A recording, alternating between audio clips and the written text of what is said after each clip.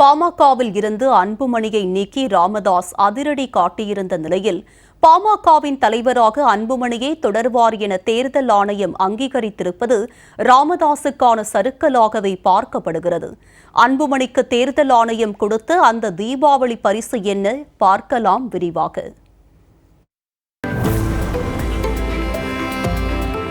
பாமகவின் அதிகாரம் யார் கைகளில் உள்ளது என அக்கட்சியின் நிறுவனரான ராமதாசுக்கும் அன்புமணிக்கும் இடையே மாறி மாறி அட்டாக் வார் நீடித்து வருகிறது. அதன்படி இருதரப்பும் ஆளுக்கொரு பக்கமாக பொதுக்குழு கூட்டங்களை நடத்தியதோடு அதில் நிறைவேற்றப்பட்ட தீர்மானங்களை இந்திய தேர்தல் ஆணையத்துக்கு அனுப்பி வைத்தனர். இதில் யாருடைய பொதுக்குழு தீர்மானங்களுக்கு தேர்தல் ஆணையம் கிரீன் சிக்னல் கொடுக்க போகிறதோ என்ற டென்ஷன் பாமகவில் உச்சத்தில் இருந்து கொண்டிருந்த தருணத்தில் கட்சி பதவி நீக்கம் என்ற பிரம்மாஸ்திரத்தை அன்புமணியை நோக்கி ராமதாஸ் வீசியது பாமகவினரின் இரத்த அழுத்தத்தை எகிரச் செய்தது. ஆனால் எந்தவித சலனத்தையும் காட்டாமல் கடலூர் கடற்கரையோரம் கூலாக தூண்டில் போட்டு அன்புமணி மீன்பிடித்துக் கொண்டிருந்தது இது என்ன புது ரகமாயிருக்கே என்ற கேள்வியையும் எழுப்பியிருந்தது. இந்த நிலையில்தான் செய்தியாளர்களை சந்தித்த அன்புமணி அணியின் பாமக செய்தி தொடர்பாளரும் வழக்கறிஞருமான பாலு தங்களுக்கே வெற்றி என்ற ரீதியில் தேர்தல் ஆணையத்தின் கடிதத்தை நீட்டினார். கடந்த ஆகஸ்ட் 9 பாமக தலைவர் அன்புமணி தலைமையில் மாமல்லபுரத்தில் நடைபெற்ற பொதுக்குழுவையே தேர்தல் ஆணையம் அங்கீகரித்திருப்பதாக கூறி ஆதாரத்துக்கு கடிதத்தை நீட்டினார் பாலு.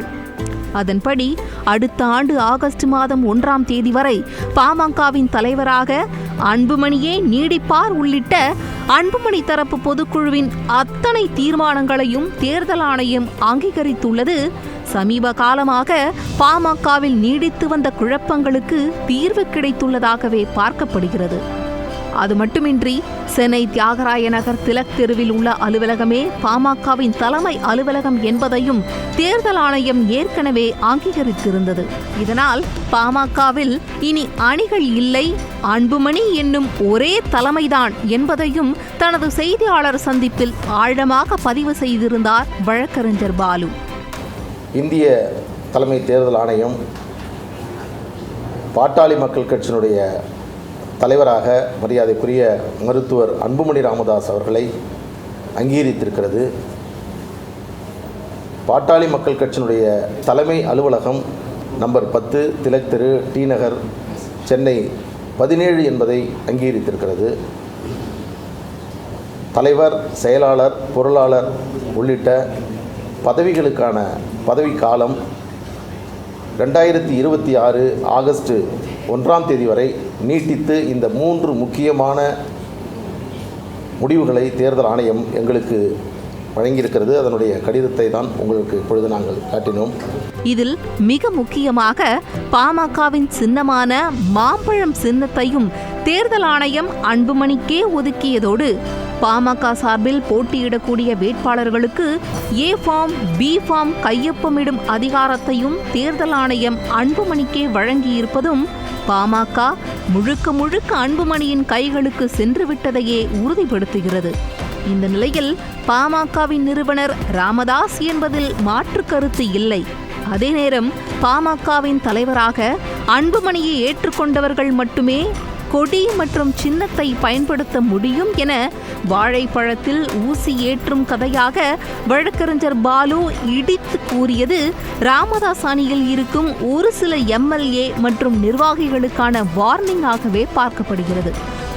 அதே நேரம் அன்புமணியை தவிர அவர் அணியில் உள்ள மற்றவர்களுக்கு ராமதாஸ் அழைப்பு விடுத்திருந்த நிலையில் ராமதாஸ் தரப்புக்கு வழக்கறிஞர் பாலு அழைப்பு விடுத்தது அவர் ஏவிய அஸ்திரத்தை கொண்டே அவருக்கு கவுண்டர் அட்டாக் கொடுத்தது போல் இருந்தது.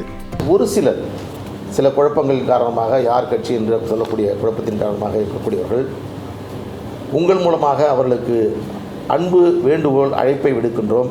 அனைவரும் வாருங்கள், நாம் எல்லாம் ஒன்றாக இணைந்து இந்த இயக்கத்தை நடத்தினோம். பல்வேறு சோதனைகளை சந்தித்தோம், பல்வேறு தியாகங்களை செய்தோம். எதிர்காலத்தில் பாட்டாளி மக்கள் கட்சியை தமிழ்நாட்டில் ஆட்சி அமைக்கக்கூடிய ஒரு நிலைக்கு கொண்டு செல்ல வேண்டும் என்ற அடிப்படையில் நீங்களெல்லாம் மருத்துவர் அன்புமணி ராமதாஸ் அவனுடைய தலைமையின் மீது நம்பிக்கை வைத்து இதுவரையில் சற்று பிரிந்திருக்கக்கூடியவர்கள், ஒதுங்கி இருக்கக்கூடியவர்கள், அவர்களையும் இந்த தருணத்தில் அழைக்கின்றோம். அதன் அடிப்படையில் எதிர்காலத்தில் தமிழ்நாட்டில் பாட்டாளி மக்கள் கட்சி ஒரு அசைக்க முடியாத ஒரு அரசியல் இயக்கமாக மாற்றுவதற்கான பணிகளை மருத்துவர் அன்புமணி ராமதாஸ் அவர்கள் நடத்தி வருகிறார். இப்படி அன்புமணி தரப்பை அங்கீகரித்து தேர்தல் ஆணையம் கடிதம் அனுப்பிய அதே நேரம் மறுபக்கம் ராமதாஸ் தலைமையில் கிருஷ்ணகிரியில் நடைபெற்ற கூட்டத்தில் காலி சேர்களாக காட்சியளித்தது மட்டுமின்றி வட மாநிலத்தவர்களை கொண்டு சேர்கள் நிரப்பப்பட்டிருந்ததும் ராமதாஸ் தரப்புக்கான பெரும் பின்னடைவாகவே பார்க்கப்படுகிறது. பாமகவின் பொதுக்குழு உறுப்பினர்களின் ஆதரவு அன்புமணி பக்கமே இருப்பதால் அவரை தேர்தல் ஆணையம் அங்கீகரித்திருந்தாலும் ராமதாஸ் வழிவந்த அக்கட்சி தொண்டர்களின் வாக்குகள் சிந்தாமல் சிதறாமல் அன்புமணிக்கு விழுமா என்ற கேள்வியும் எழுப்பப்படுகிறது. இதற்கு மேலும் வலு சேர்க்கும் விதமாக பாமகவில் ராமதாஸ் தலைமையில் அமைக்கப்படும் கூட்டணியே வெற்றி பெறும், ராமதாஸ் கை நீட்டும் வேட்பாளருக்கே பாமக தொண்டர்கள் 100% வாக்களிப்பார்கள் என சேலம் பாமக எம்எல்ஏ அருள் நேரடியாகவே கூறியிருப்பது முக்கியத்துவம் வாய்ந்ததாக பார்க்கப்படுகிறது. மருத்துவர் ஐயா அவர்கள் நீ நிறுத்திய 11 தொகுதியிலும் வெட்டிட்டோம். இன்றைக்கு நான் சொல்லுகிறேன், ஒரே ஒரு ஓட்டு கூட அதில் குறையாது. பாட்டாளி மக்கள் கட்சி உங்களுடைய வாக்குகள் அனைவரும் நம்புவது மருத்துவர் ஐயா அவர்கள் மட்டும்.